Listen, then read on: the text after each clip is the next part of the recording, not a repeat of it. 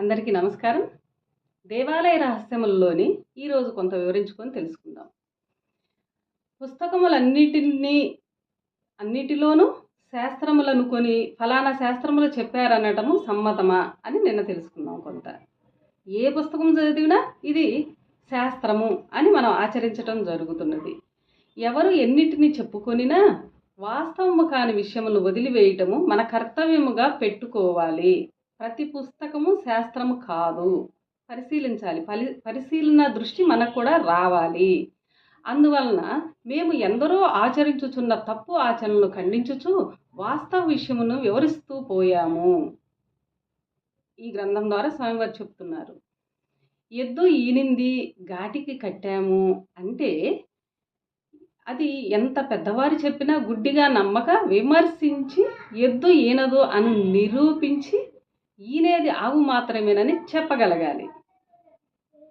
అలాగే మాకు తెలిసినదే జ్ఞానం అనుకున్న వారిని ఖండిస్తూ మీకు తెలియనిది కూడా ఉందని వివరిస్తూ పోవటము జరిగినది.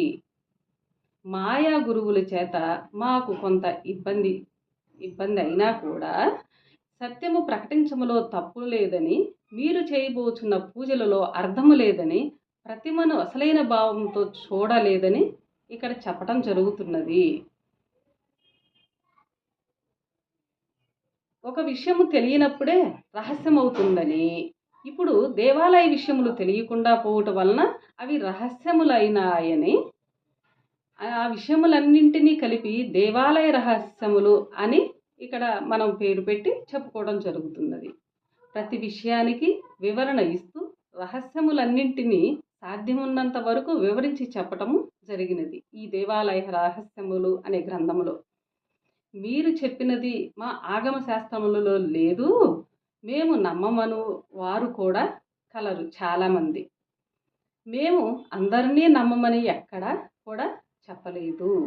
మీకు ఏది నిజమని అనిపిస్తే దానినే నమ్మండి, చెప్పటము వరకు మా కర్తవ్యము అని స్వామివారు త్రిమత ఏకైక గురువు, త్రైత సిద్ధాంత ఆదికర్త శ్రీ శ్రీ శ్రీ ఆచార్య ప్రబోధానంద యోగీశ్వరులు వారు ఈ దేవాలయ రహస్యములోని గ్రంథము రాసి మనందరికీ అందించి తెలుసుకోవాలని కూడా వారు కోరుకున్నారు.